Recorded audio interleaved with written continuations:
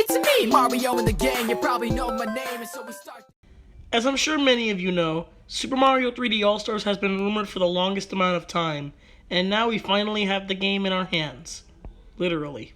The game included Super Mario 64, Super Mario Sunshine, and Super Mario Galaxy.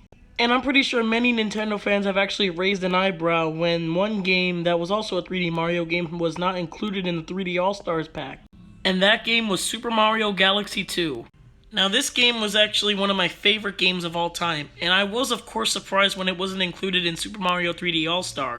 And in today's video, I'll be discussing why I think Super Mario Galaxy 2 was not included in Super Mario 3D All-Stars, and was of course left out by Nintendo when they didn't even include it in the Super Mario Bros. Melody at the end of the Direct. So let's get to the question that was on everyone's minds. Where is Super Mario Galaxy 2 in 3D All-Stars? The Super Mario Galaxy series holds a really deep place in the Nintendo history.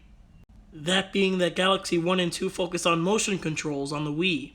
And honestly, Nintendo did the best they could to get Mario Galaxy 1 onto the Switch, especially since it was a game focused on the Wii and had some features that most other Nintendo consoles such as the Wii U and Switch couldn't do. Featuring allowing the player to use the right Joy-Con to move the star cursor around the screen. Especially allowing the player to press the Y button to do the spin if you're too lazy to spin the controller. And shake it, of course. Although that being said, Galaxy 2 did have some features that weren't in Super Mario Galaxy 1, and for some of the features it would be kind of hard to implement them to the Switch with the controls. Especially since Galaxy 1 and Galaxy 2 have different control schemes.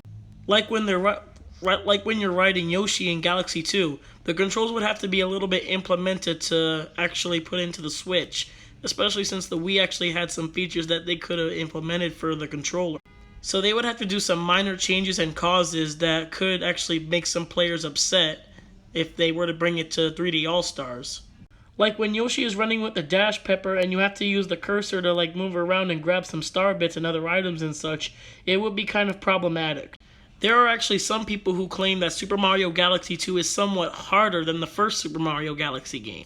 So you would think that the controls would actually have to be optimized for them to be moved onto the Switch.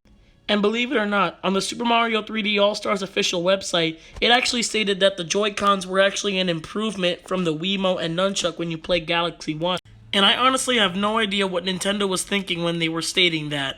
I mean, you really call the Joy-Cons an improvement from the Wiimote and Nunchuck? I mean, do you really call this an improvement? I mean, to be honest, that's kind of a minor point in the scheme of things. They would of course have to re-implement that kind of stuff if they were willing to actually bring Galaxy 2 to the Switch. They already did have to do that when they were bringing Galaxy 1 on the Switch. There was also another question that was implemented in other people's mind. Did Nintendo forget about Super Mario Galaxy 2? Now, I honestly have no idea why people think that, because obviously Nintendo hasn't forgotten about 2. Maybe they did. They really couldn't have forgotten about it.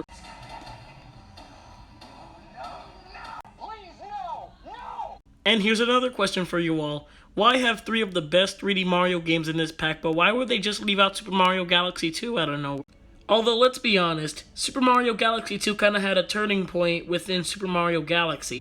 Although, let's be honest, the games that were included in Super Mario 3D All-Stars being Super Mario 64, Super Mario Sunshine, and Super Mario Galaxy were open-world 3D sandbox games. And each of the 3 games actually had hub worlds and things you needed to do in levels that you already unlocked and went to get stuff in, like blue coins in Super Mario Sunshine and the 100 coin missions in Super Mario 64. Galaxy 2 didn't really have that kind of stuff since it just focused on navigating through level after level, and they probably didn't want 2 of the same games being in one 3D pack, of course being Super Mario Galaxy 1 and 2. So these 3 games were actually significantly structured together, since they were both kind of reprised as some of the same. And if you just take a look at Super Mario Galaxy 2, you can see that the levels were linear, it just looked a lot like Galaxy 1, and it had a world map, which just kind of looked like something out of Super Mario 3D Land and 3D World. And if I'm being totally honest, Galaxy 2's story was kind of weak, and it just played a lot of all the same things that Galaxy 1 did, and it kind of played as everything like a joke, while Galaxy 1 actually had plot development inside of it, unlike Galaxy 2 when they just kind of repeated everything. I mean, in a way, Galaxy 2 was just a lot like Galaxy 1 and it didn't really have anything new into it. Like, it just felt more the same. Unlike Galaxy 1 when it actually gave out important details, like when it explains Rosalina's life and parentage. Especially since they reused most of the stuff from Galaxy 1 and it didn't really feel much of a sequel. I mean, it was a sequel because they did have the same games and same stuff from in it, but they barely had the time to put like anything new and it just played it as a joke of something. So what I'm trying to say here is that I feel Nintendo probably just wanted to focus on more of the main 3D Mario games that actually had plot development and story put into them, that were out before Odyssey, of course, and Galaxy 2. So they just wanted to focus more on these games, unlike in Galaxy 2 when it just felt the same as Galaxy 1 in a way. The possibilities I feel of Galaxy 2 actually coming to the Switch would be if Nintendo actually bring back the Virtual Console, or made like a Wii kind of thing like they did with the NES and SNES for Switch Online.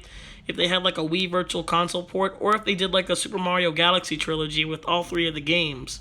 Well, including a Super Mario Galaxy 3, which was what fans wanted for the past few years. Galaxy 2 didn't really follow the formula that the previous 3D Mario games had in them. Now to end off this video, is it possible for Galaxy 2 to even come to the Switch? Well, my answer is maybe.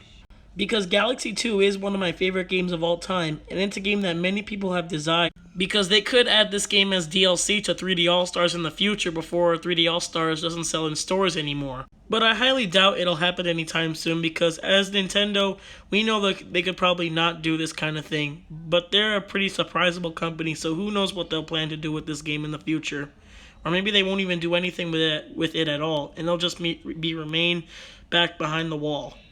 But with that, that's pretty much it. So let me know in the comments what you guys think. Will Super Mario Galaxy 2 come to Switch, or will it not?